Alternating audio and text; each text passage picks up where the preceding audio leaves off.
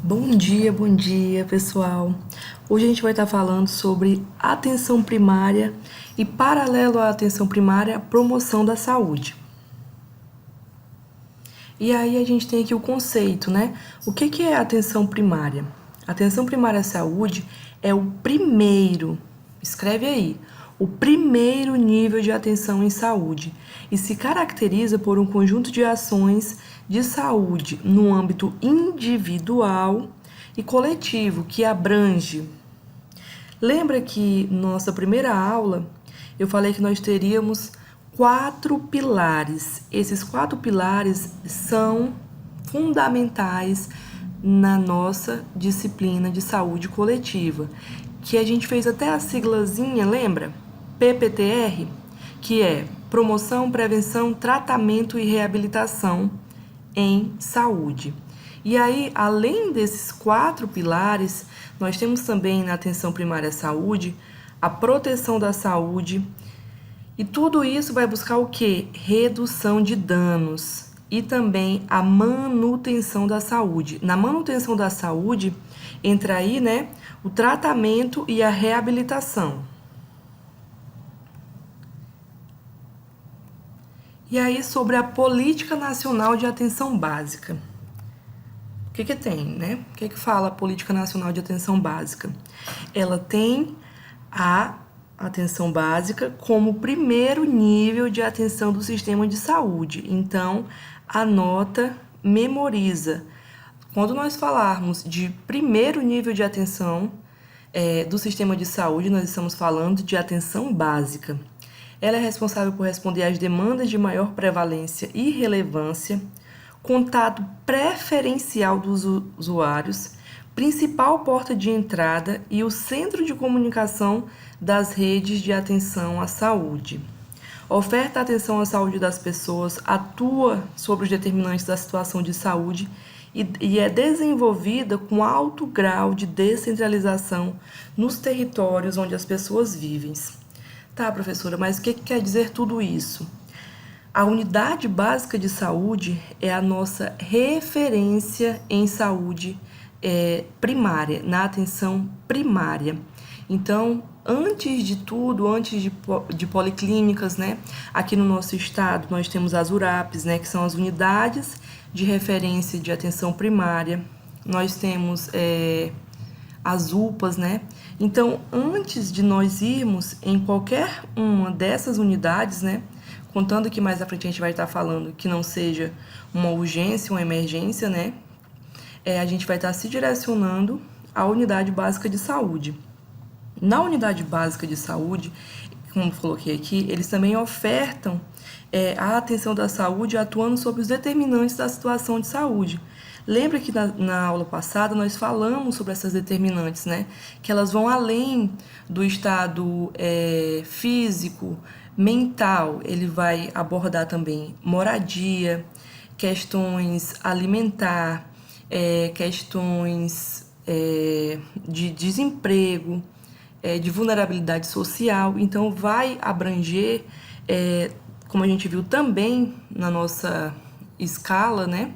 No modelo de Dow e Way, que eu não sei falar muito bem o inglês, mas ele mostra que os determinantes sociais, eles se dão por camadas, desde o centro lá, que é o indivíduo, ao que o rodeia, né? Então, a gente vai estar trabalhando, ofertando na unidade básica, na atenção primária, essa atuação sobre esses determinantes, né? E aí, por que é de alto grau de descentralização? Porque você pode observar, todo bairro ele tem a sua unidade básica de saúde, ele tem a sua UBS. Ou seja, eu não preciso me deslocar do meu bairro, da minha região, para ir para outro bairro ser atendido numa unidade básica, porque qualquer bairro que você for, ele tem a sua unidade básica de referência daquela região, que todos são próximos um do outro.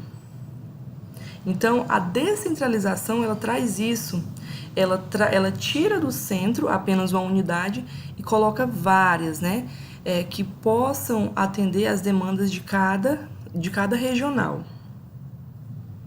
E aí a gente vai falar um pouco sobre os princípios e diretrizes do SUS e da rede de atenção à saúde, a serem operacionalizados na atenção básica e utilizados na portaria da Política Nacional de Atenção Básica de 2017. E aí a gente tem os princípios. Quais são os princípios? A universalidade. Na universalidade, a gente traz o acolhimento de todas as pessoas que buscam esse acesso, independente de raça, independente de credo religioso, de qualquer... não existe exceção. Qualquer pessoa que buscar o acesso, ela deve ser acolhida segundo o princípio de universalidade. Nós temos também a equidade. A equidade, ela oferta o cuidado reconhecendo as diferenças de condições de vida e saúde. E aí, quando fala de equidade, eu sempre gosto dessa imagem, porque ela retrata muito bem, né, o que é a equidade. Aqui na primeira imagem, a gente vê que foi ofertado igualmente um banco para essas 3 pessoas. Isso é igualdade, cada um recebeu um banco, né? Se tá vendo ali o jogo ou não, isso não importa, né? O que importa é que foi dado as mesmas condições para todos. Quando a gente fala de equidade, a gente está vendo quais são as necessidades das pessoas, ou seja, né, o senhor maior, ele não tem necessidade de um banco, né? Ele consegue visualizar apenas onde ele está. Já a criança maior precisa de um banco e a criança menorzinha foi necessário 2 bancos. Então, nós adaptamos ali o ambiente, o local, para que se ajustar, né, a necessidade do garotinho menor. Então, aqui tem um conceitozinho, né? Igualdade é dar às pessoas as mesmas oportunidades. Equidade é adaptar as oportunidades deixando-as justas. Então, a gente traz esse princípio de equidade, né? Como isso, né? A gente vai observar, né, as diferenças de condições de vida, de saúde, né? Qual que é a necessidade desse meu paciente? Qual que é a necessidade desse outro? Então, a gente vai estar sempre observando o individual, né? E aí, na integralidade, entra o que nós havíamos falado a princípio, né? Sobre prevenção, promoção, tratamento e reabilitação. Então, se meu paciente ele precisa apenas de educação em saúde, ele terá. Se meu paciente ele precisa fazer uma investigação para fechar um diagnóstico, ele também terá. Após, né, o diagnóstico, precisa de tratamento? Temos. Após o tratamento, esse paciente necessita de reabilitação? Temos também. Então, a integralidade, ela traz isso, né? Ela traz todos os serviços, né? Ele integra o ser humano como um todo, né? As necessidades dele como um todo. E aí a gente entra nas diretrizes, né? E nós temos aqui a regionalização e hierarquização, que é o quê? Aquilo que nós havíamos mencionado. Vou dar aqui um exemplo esporádico. Por exemplo, no bairro onde eu morava, era dividido por regiões, né? Nós tínhamos ali no 2º distrito o bairro Rosa Linda e o bairro Santo Afonso. E aí a nossa unidade de referência era a unidade básica de saúde, que agora eu não vou recordar o nome, mas era o nome de uma senhora. Então, essa unidade, ela atendia tanto o bairro Rosa Linda quanto o bairro Santo Afonso. E essa regionalização é isso, né? Ela vai colocar ali um centro, onde aquela região, as pessoas que moram naquela região, possam ser atendidas, como eu mencionei anteriormente. Ela não vai necessitar sair, né, daquele local, a menos que na UBS veja que é necessário um especialista que não tem naquela unidade, por exemplo, um ginecologista, um cardiologista. Então, a gente já vai fazer essa ponte, né, entre o posto e... O posto não, né? A unidade básica de saúde e essa especialização, né? Dando ali o encaminhamento que o nosso paciente precisa. E aí, o que é a hierarquização? Nós temos, né, aí governo federal, e aí vem para o estado, vem para o município. Então, é esse nível de hierarquização que a gente está falando, né? Cada um tem o seu superior, mas na regionalização passa a ter o estado, o município, ele passa a ter autonomia nas suas decisões, né? Nas tomadas de decisões que ali o seu município, o estado necessita. E aí a territorialização, ela delimita a unidade de referência da população daquele território. Então, é como eu falei, né?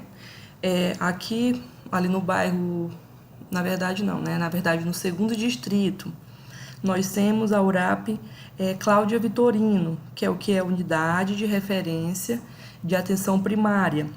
Então, todas as UBSs daquela região que necessitarem, como eu falei, do encaminhamento se o paciente, nós encaminhamos para um especialista, onde é que a pessoa vai conseguir marcar essa consulta? Ela vai ser encaminhada para a URAP, ali do 2º distrito, que é a nossa referência, é o Cláudia Vitorino.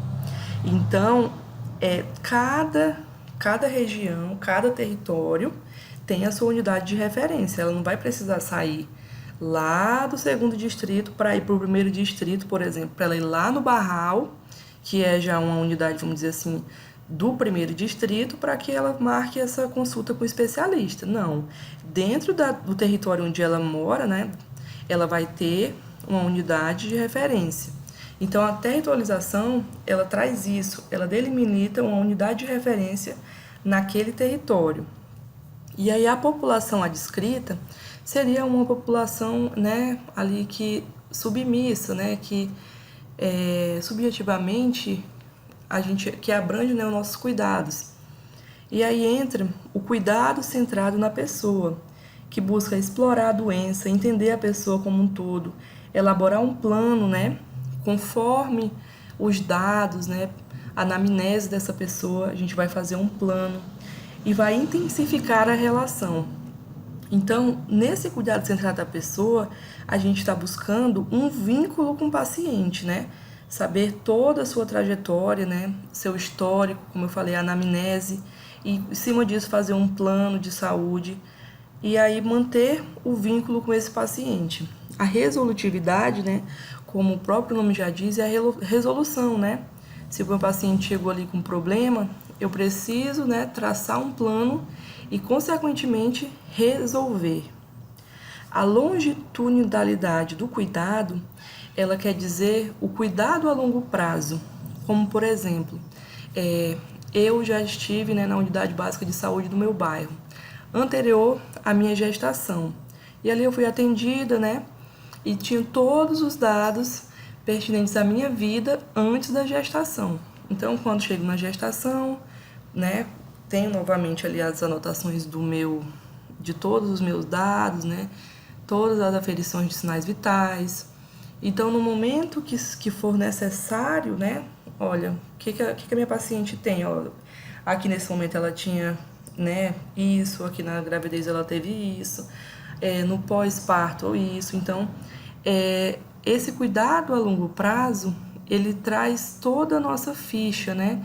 Toda a nossa ficha médica, toda a nossa ficha de cuidados. A coordenação do cuidado entra também como diretriz, ordenação da rede e participação da comunidade.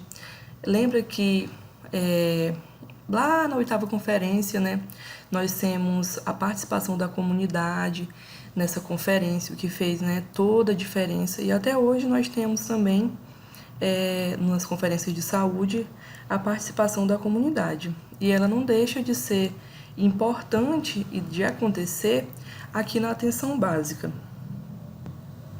que é a imagem que eu já havia falado. E aí a pergunta, onde encontramos a atenção primária? Eu coloquei em ênfase aqui, né, esse vermelho bem destacado, a Unidade Básica de Saúde UBS é a principal porta de entrada com toda a rede de atenção à saúde. Por que eu coloquei em destaque? Porque em muitas literaturas a gente ainda se vê falar sobre as PSF, que era, né, posto de saúde da família. E aí nós agora, atualmente, não falaremos, né, mais em PSF, né? Elas foram extintas e passaram a ser a UBS, que é a Unidade Básica de Saúde. Isso não quer dizer que, né, a estratégia de saúde da família ela ainda permanece em vigor. Apenas a nomenclatura, né, de PSF alterou para UBS. E aí são estabelecimentos de atenção primária responsáveis por cuidar de você e da sua família. E aí, como se dá o funcionamento da UBS? E aí eu gostaria que vocês se atentassem muito ao que eu vou falar agora, porque isso aqui é questão de prova, é questão de trabalho, né? E não só, né, nesse momento, mas quando você for realizar um processo seletivo, quando você for fazer a sua prova de concurso. Isso aqui cai muito e muitas das vezes nos confunde. Então vamos lá. A UBS de referência a partir do seu endereço de moradia. Lembra que eu falei, né? Que eu morava no Santo Afonso, então a minha unidade de referência era a unidade básica de saúde lá do bairro, que no momento eu não vou me lembrar o nome. Mas geralmente eles pedem, né? Quando a gente vai fazer ali o cadastro, uma primeira consulta, eles pedem o nosso endereço, né? Justamente para nortear. Olha, se eu sou lá do Tranquedo Neves, não, olha, lá no Tranquedo Neves tem essa unidade básica aqui de saúde, né? Fica mais perto para você, a locomoção, tarará, bererê, e a pessoa, né, é encaminhada para lá. E aí a gente vai falar agora sobre as equipes de saúde da família, que é a ECSF, que são compostas por quem? Olha só, as equipes de saúde da família são compostas por quem? Um médico generalista, né, que a gente comumente chama de médico, como é que fala, meu Deus? Clínico geral, né? A gente geralmente chama de clínico geral. Ele pode ou não ser especialista em saúde da família ou médico da família. Ele pode ou não ser, tá? Mas se ele for só um clínico geral, médico generalista, ok, ele pode fazer parte dessa equipe. Aí a gente tem o enfermeiro generalista, que também, né, é o mesmo, o enfermeiro que não tem especialização em saúde da família, ou ele também, né, pode ter. O técnico de enfermagem e os agentes comunitários de saúde. Então, fechamos aí. A nossa equipe de saúde da família, ela é composta por um médico, enfermeiro, técnico de enfermagem e agente comunitário de saúde. Equipe de saúde da família é composta por médico, enfermeiro, técnico de enfermagem e agentes comunitários de saúde. Aí eu coloquei aqui a observação. Podendo, olha só, podendo, não é obrigatório. O que é obrigatório? É obrigatório nós termos o médico, o enfermeiro, o técnico e os agentes comunitários de saúde. Então, na observação, eu coloquei podendo ser complementado por dentista e técnico de higiene dental. Né? Algumas vezes na UBS tem, né? A gente tem ali o atendimento do dentista e o dentista ele tem ali o seu assistente, que é o técnico de higiene bucal. Mas, veja bem, não é obrigatório nessa equipe conter o dentista e o técnico. Pode conter. Se conter, maravilha, ótimo. Mas se não conter também, maravilha também. Aí aqui eu coloquei a imagem, né, da equipe indo ali fazer as visitas domiciliares.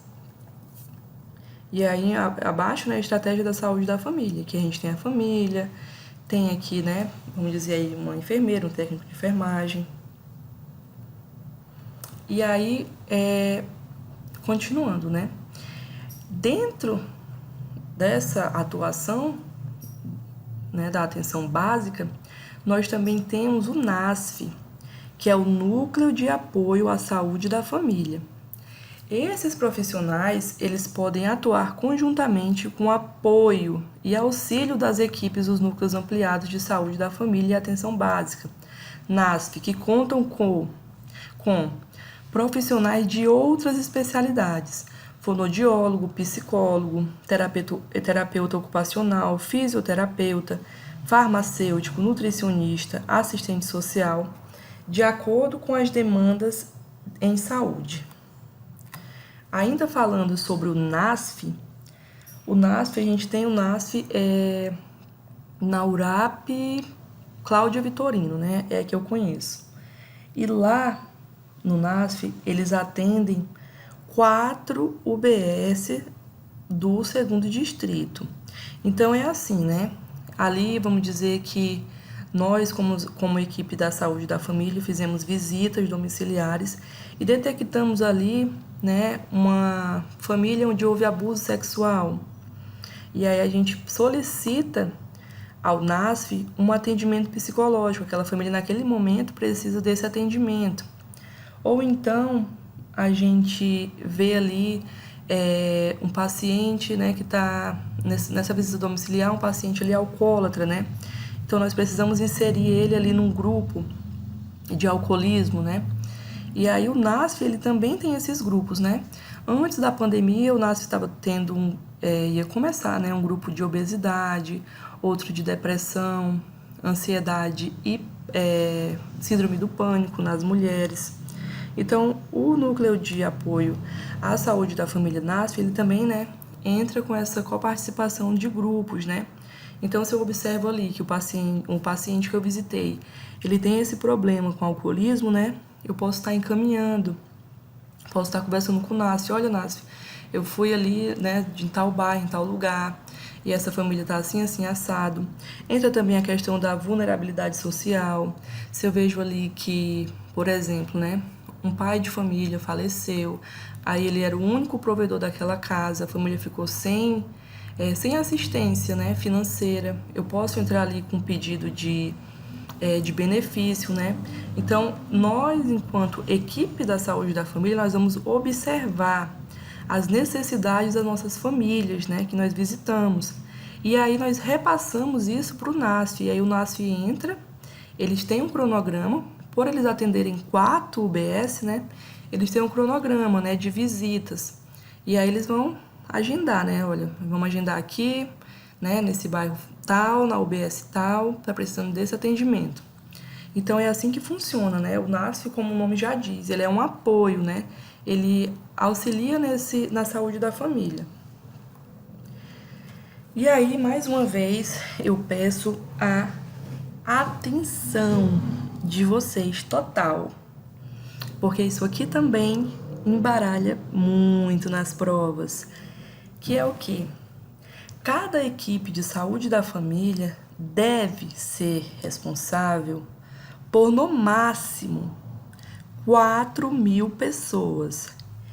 Ela deve ser responsável por, no máximo, 4.000 pessoas, sendo a média recomendada de 3.000 pessoas, respeitando critérios de equidade para essa definição. Então, veja só, ela pode ser responsável por 4.000, mas a média recomendada é 3.000 pessoas. Então, se cair na prova, qual que é a máxima? É 4.000, né? A equipe de saúde da família, ela pode ser responsável por 4.000 pessoas. Mas se cair assim, mas qual que é a média recomendada? Aí a gente já altera aí para 3.000, ok? E aí entra também esse critério aqui maravilhoso, que também despenca em provas. Recomenda-se que o número de pessoas por equipe considere o grau de vulnerabilidade das famílias daquele território, sendo que, olha só, quanto maior o grau de vulnerabilidade, menor deverá ser a quantidade de pessoas por equipe, ou seja, se aquele território ele demanda muito da equipe, então a gente tem que ter um menor número de pessoas por equipe. Geralmente funciona assim, né? Na UBS, lá onde eu morava, né? Tinha 2 equipes. Uma equipe com um enfermeiro, um médico, técnico de enfermagem e os agentes de saúde. E aí cada equipe tinha, né, essas pessoas. E aí um atendia ali o Santo Afonso e o outro atendia o Rosa Linda. Era dividido assim, as duas equipes, cada uma ficava ali, né, com uma, vamos dizer assim, micro-região, né? E aí, o mais legal também é que na equipe de saúde da família a gente também tem as ribeirinhas, né, que desempenham a maior parte de suas funções em unidades básicas de saúde, construídas ou localizadas nas comunidades pertencentes a regiões à beira de rios e lagos, cujo acesso se dá por meio fluvial, né, ali por canoas, né, barcos. E as equipes de saúde fluviais, eu não sei se vocês já viram, né? Mas sempre tem assim, eu não sei, né? Me perdoem se eu estiver equivocada, mas eu chamo de barco, né? Tem aqueles barcos grandes, né? Que tem ali como se fosse 2 andares e ali vai médico, vai ginecologista, vai técnico de enfermagem, vai os enfermeiros. E ali eles realizam, né? O atendimento para aquelas comunidades ribeirinhas, né? Então, dentro da equipe da saúde da família, também abrange, né, tanto ali as famílias fluviais quanto as ribeirinhas. E aí já só altera aqui a sigla, né, ESFR, que é a equipe de saúde da família ribeirinhas, e a ESFF, que é as equipes de saúde da família fluviais. E aí, como eu falei, né, paralelo à atenção primária, atenção básica, nós temos a promoção da saúde. E aí entra aqui, né? No Brasil, em 2006, o Ministério da Saúde propôs a Política Nacional de Promoção da Saúde, com o objetivo de promover a qualidade de vida e reduzir a vulnerabilidade e os riscos à saúde relacionados aos seus determinantes condicionantes, né? Como modo de viver, condições de trabalho, habitação, ambiente, educação, lazer, cultura e acesso a bens e serviços essenciais. E aqui eu coloquei uma tabela, né, um quadro, mostrando quais são as ações propostas, né, pela Política Nacional da Promoção da Saúde. E a gente tem, né, a divulgação e implementação dessa política, alimentação saudável, prática corporal, atividade física, prevenção e controle do tabagismo, redução da morbimortalidade em decorrência do uso abusivo de álcool e outras drogas, redução de morbimortalidade por acidente de trânsito, prevenção da violência e estímulo à cultura de paz e promoção do desenvolvimento sustentável. Então, a promoção ela traz tudo isso, né? Como se ela trouxesse uma educação, né, em saúde através de seja de palestras, seja de orientações, né? E aí, nas unidades básicas de saúde, você conta com as seguintes ações de promoção, prevenção e tratamento. Acolhimento é avaliação da mãe e bebê após a alta da maternidade, que a gente tem, né, ali a primeira consulta do bebê, né, após o parto. Assistência de enfermagem médica, odontológica e multiprofissional, visita domiciliar, controle do tabagismo, álcool e outras drogas, atenção à saúde da gestante, criança, adolescente, mulher, homem, LGBT e idoso, acompanhamento dos beneficiários do programa Bolsa Família, acompanhamento de doenças crônicas, incluindo hipertensão e diabetes, acompanhamento e tratamento de hanseníase e tuberculose, teste diagnóstico e tratamento, acompanhamento de dengue, zika, febre amarela e outras viroses, curativos, retirada de pontos, troca de sondas, suturas e pequenos procedimentos, planejamento familiar, colocação de DIU, entrega de preservativos e contraceptivos. Então, tudo isso, né, nós vamos encontrar nas unidades básicas de saúde, né? No caso aqui, no nosso estado, a gente tem ali a Policlínica do Tucumã, né, que eu sei que faz esse planejamento familiar, coloca o DIU. Então, dentro da unidade básica, a gente pode estar fazendo as reuniões do planejamento familiar e encaminhando para a Policlínica do Tucumã, né, para a inserção do DIU. E na nossa própria unidade básica, a gente, né, libera ali os contraceptivos e preservativos. E aqui continua, né, as atribuições aqui, né, da unidade básica de saúde, né. E aí vai listando aqui várias, né. E agora a gente vai estar falando sobre os modelos de atenção em saúde. O que são os modelos de atenção em saúde, né? São a forma como que é tratada a doença e o tratamento, né? Em todas as épocas, né? Cada momento, esse modelo ele vai se alterando, ele vai se modificando e se adaptando à sua população, né? E aí, eu trouxe aqui 2 modelos assistenciais, né, que seria o antigo, né, vamos dizer assim, que é o médico hegemônico, e o que nós temos vigorando hoje, que é o sanitarista, né? E aqui fala, né, no Brasil, ao longo da história, devido às transformações sociais, históricas e políticas, vários modelos assistenciais tiveram ascensão e declínio, né? E aí, no período da República, em meio às epidemias existentes, como febre amarela, peste e varíola, foram realizadas campanhas contra essas doenças que, por fim, acabaram se tornando uma política de saúde. Já na década de 1930, houve instalação de centros e postos de saúde para atender algumas demandas específicas da população, como pré-natal, vacinação, infecções sexualmente transmissíveis, tuberculose e hanseníase. Logo percebe-se a presença de 2 modelos assistenciais, o médico hegemônico e o sanitarista. E aí agora a gente vai ver a diferença, né? Aqui no modelo médico hegemônico, né, como o nome mesmo já diz de hegemônico ali, né, existe ali um superior, existe um centro, né?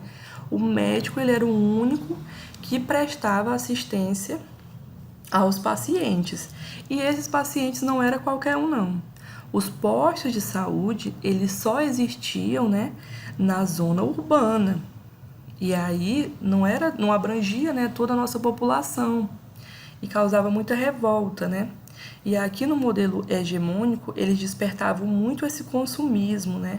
Um consumismo de médico, né, de medicamentos, era como se fosse um luxo, né?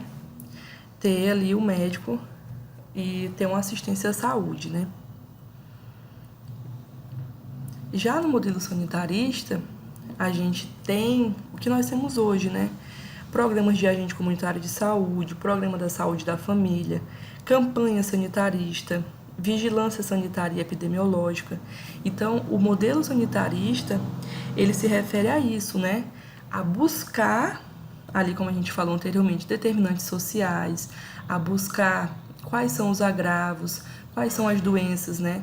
De cada região, quais são as demandas, né, da população.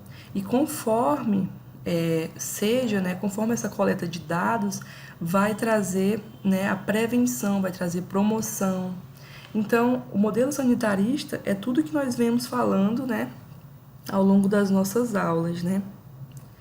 E aí, dentro do modelo sanitarista, né, a gente tem também o modelo de vigilância da saúde, que é a vigilância sanitária, que ela atua sobre os riscos, né? E a vigilância epidemiológica, o controle de dados. Então, a vigilância epidemiológica, ela coleta os dados, aí a vigilância epidemiológica com a sanitária trabalha em conjunto e diz, a vigilância sanitária, ela está acontecendo assim, assim, assado nessa região. E aí a vigilância sanitária vai lá e atua sobre os riscos. Então, é isso a nossa aula de hoje. E aqui tem alguns exercícios, né, que eu gostaria de responder com vocês, porém não vai ser possível. E algumas já está marcada, né, qual está certa e qual está correta. Qualquer dúvida, estarei à disposição de vocês.